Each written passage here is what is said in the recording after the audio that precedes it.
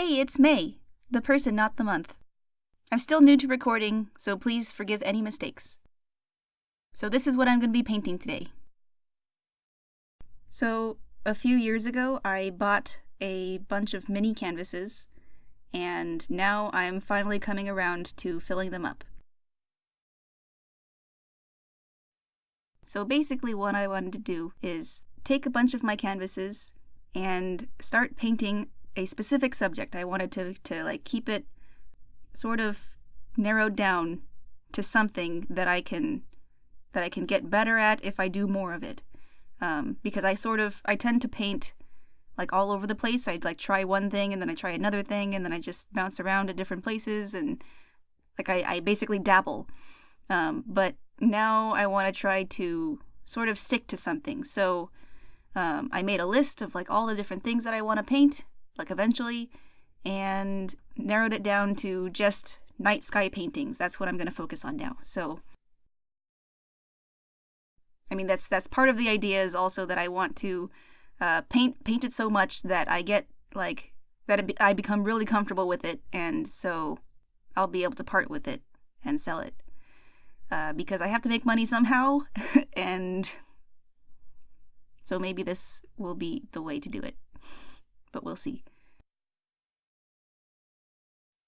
So I'm basically new at painting, and but I still figured that people would want to see it, while I'm learning, and I can share like whatever I learn along the way, and hopefully I could help someone else.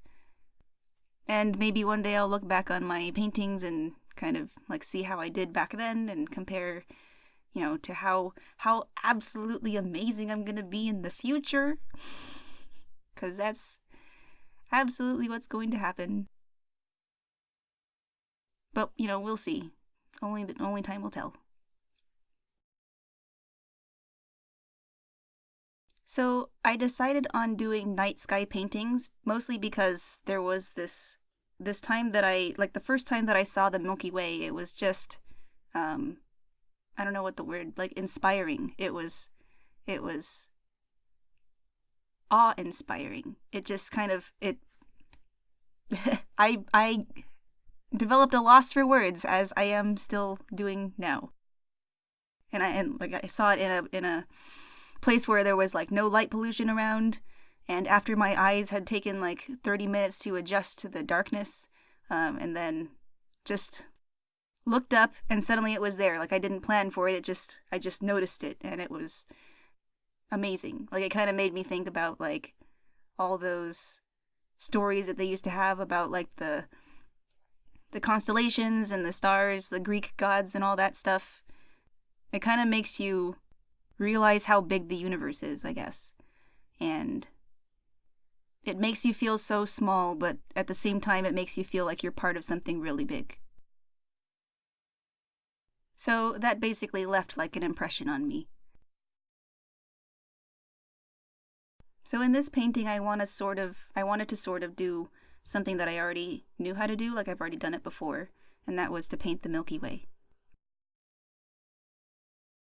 In this painting, I'm only using about 5 different colors, including black and white.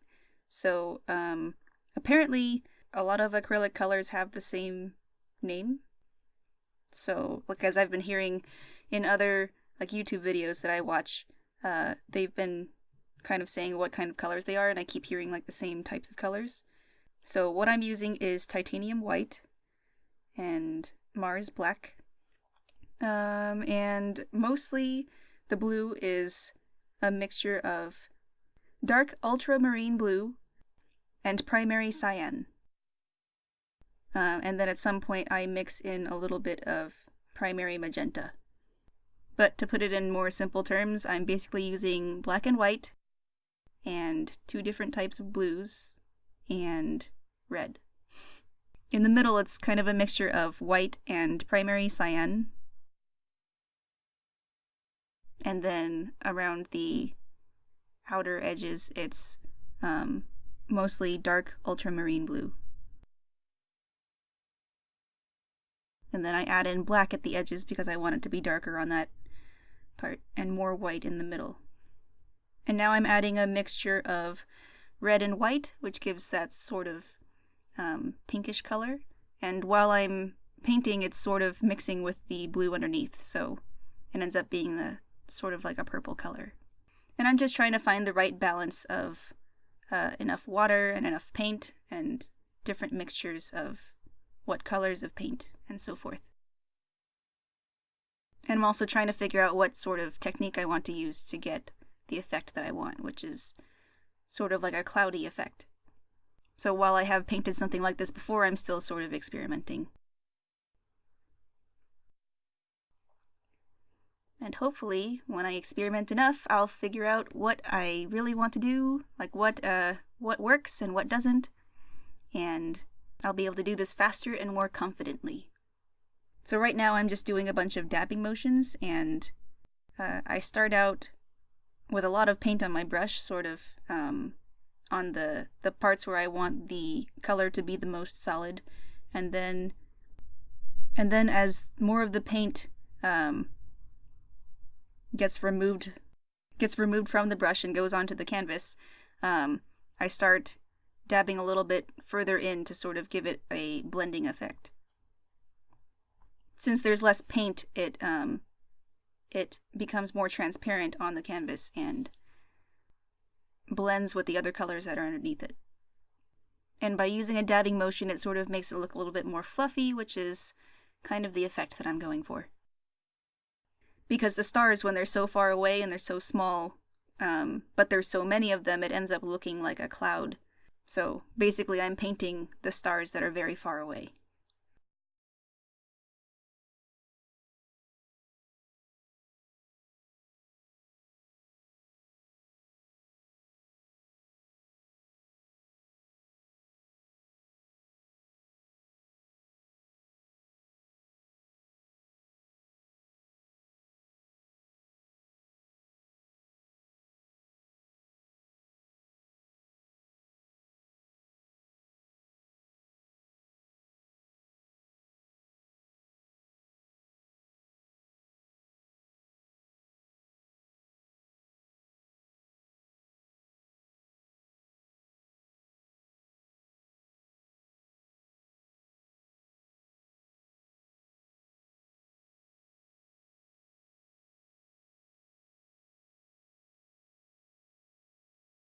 So in this next step, I'm going to try to splatter some white paint on to make stars.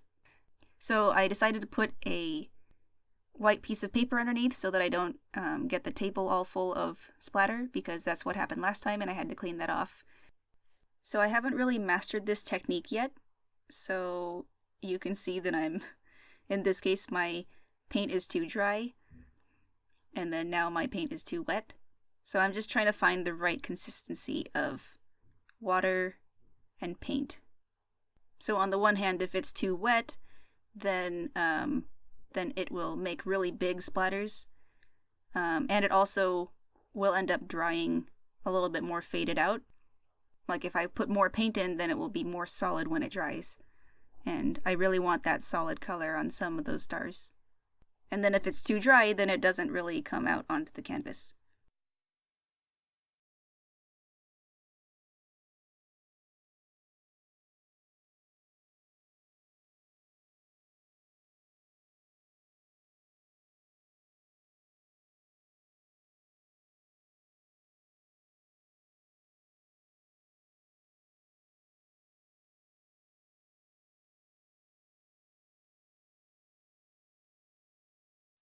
And here I'm trying to fix some of the mistakes that I made with the splatters that were too big.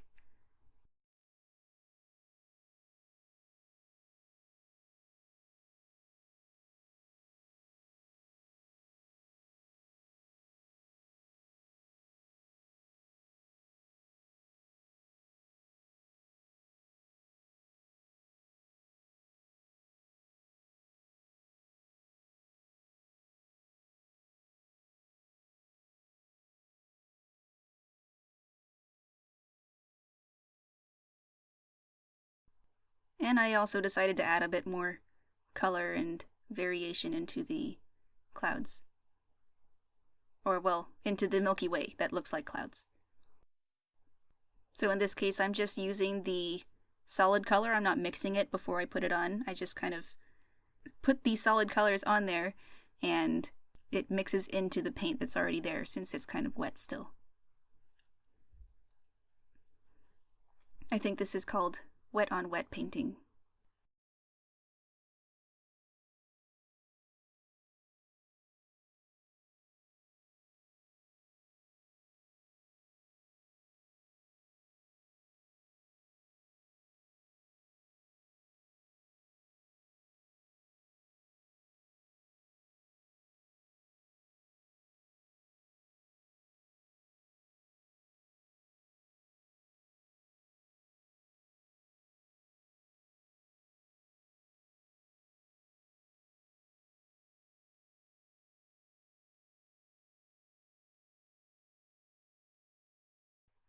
So I used a hairdryer to dry the paint because when I want to put the stars on, I don't want them to mix with the paint underneath it. I want them to be a bright white. So I dried this with a hairdryer to sort of speed up that process.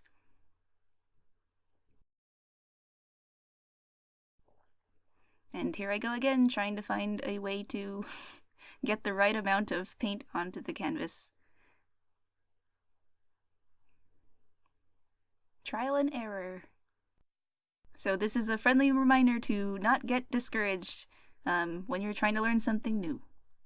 Because you're gonna make mistakes, and that's how you learn.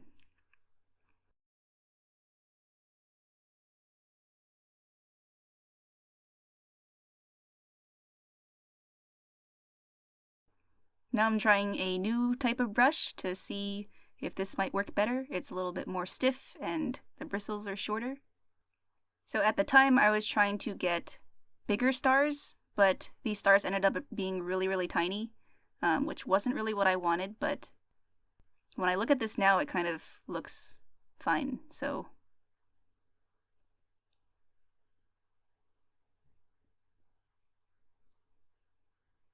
that's what happens when you look at your art from a different perspective. Like sometimes while you're painting, you don't really see as much of the big picture. You're so focused on what you're doing and what you want to do that you kind of get lost in it.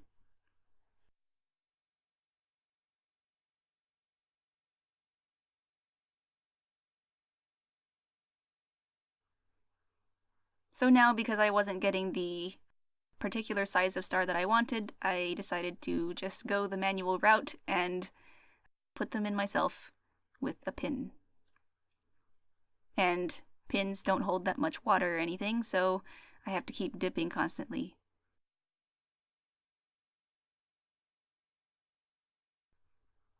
But one thing that I did learn was that when you first put the pin on the canvas with new paint on it, the first mark ends up having a lot of paint, and so it makes a bigger mark. And as you keep putting more dots, they get lighter and lighter. So I use that to my advantage to make a sort of randomized effect of like big stars and small stars, and made sure to space them out the way that I wanted them to.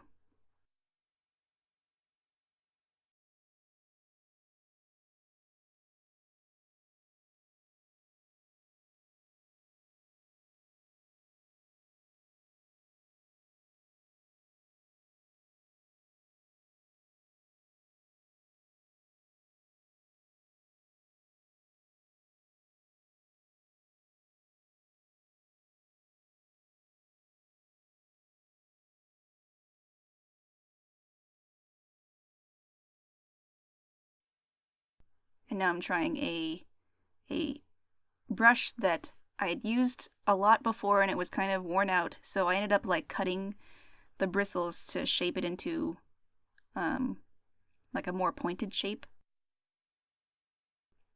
So I wanted to use that pointed shape to get more of the right star size. But I pushed too hard on some of them, so it gave really big blotches of white.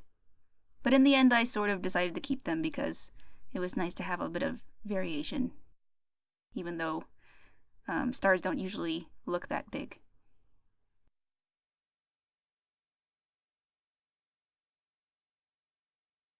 So I decided that I didn't want this to be only the Milky Way. I just felt like it needed a little bit more to give it more depth, maybe. So I tried to paint some trees.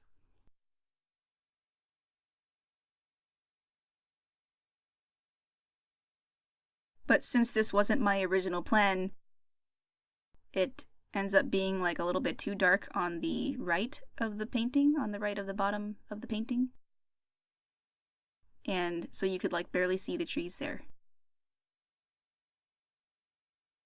So, something to keep in mind for future paintings.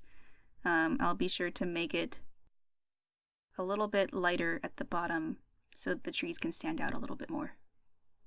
Like, if I wanted my trees to be the darkest value in the painting, then I shouldn't be making the sky just as dark.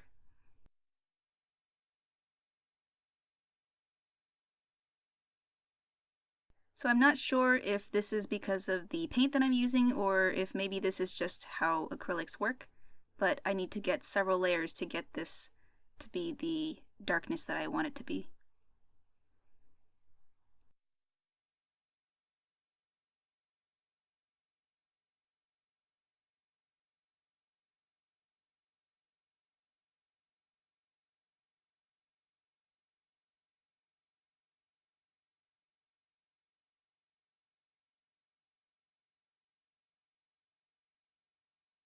It's possible that I'm also just using too much water. But then when I use too little water, it seems like it just leaves dry brush strokes.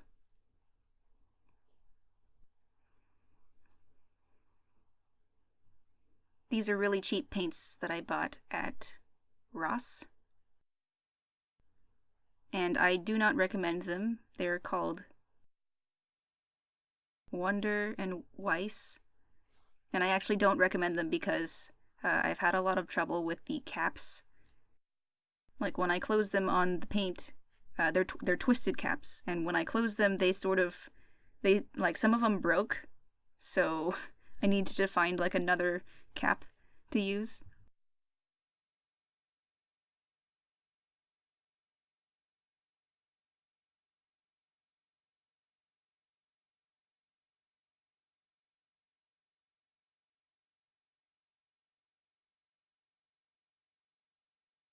So I don't really know enough about painting to say much about how good the paint is, but at the very least, the container they're in is not very good.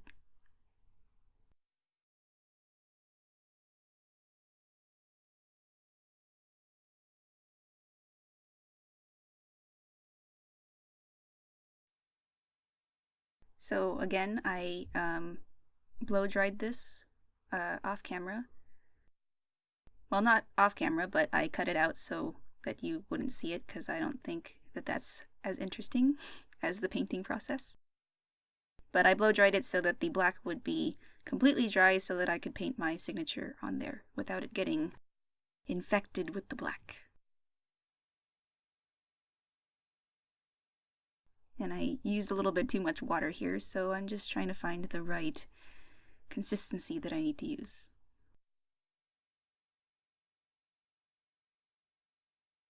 But thankfully I'm painting on a solid black color, so if I need to fix it, I can just paint around it with black, and I don't need to do any color mixing or anything fancy like that.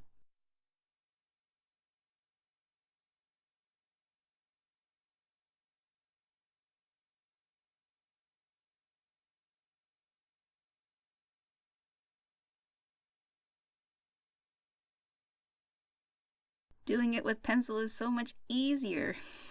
But, maybe later I will get better with enough practice.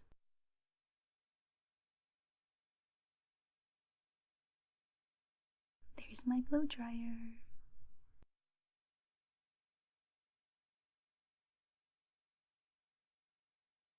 So I had to blow dry it again because now I want to paint black on white and I don't want them to mix.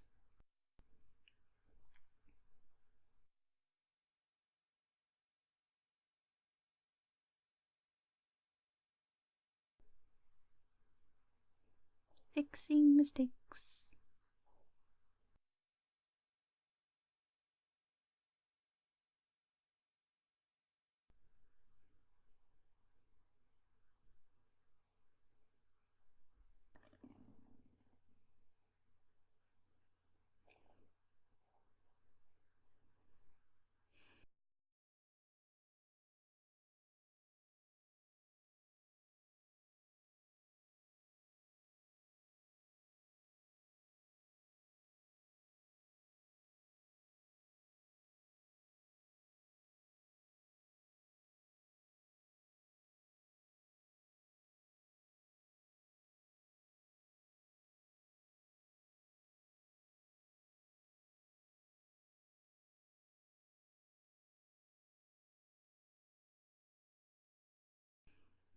Okay, so now the painting is done, and I'm just bringing it into Lightroom after taking a picture.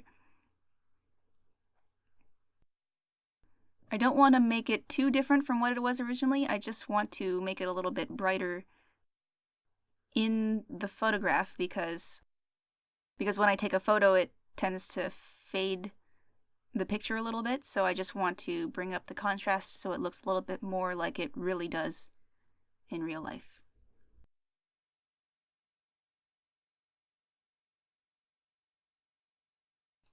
And I believe my monitor is calibrated. So if your monitor is calibrated, then you'll be seeing the same thing that I'm seeing.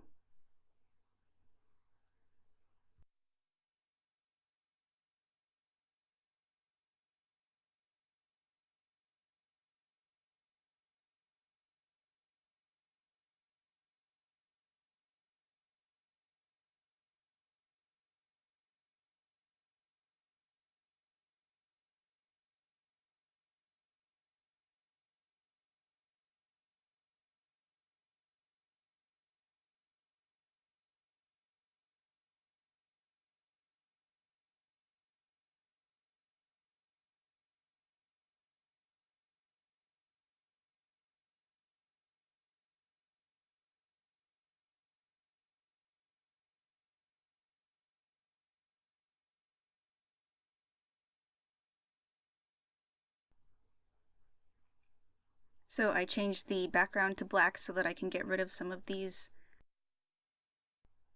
outstanding white edges. So that's the only time that I really use like a spot removal tool to get rid of some blemishes.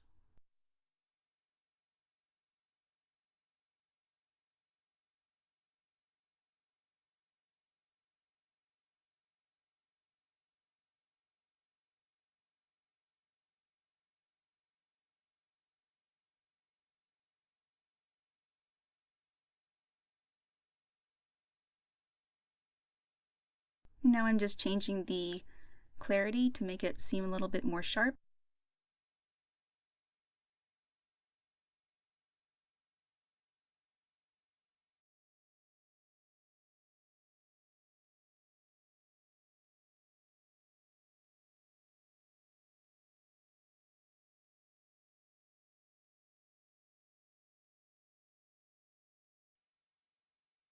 And I was adjusting the luminosity to get rid of noise if there was any, but in the end there wasn't really any, so I just removed that.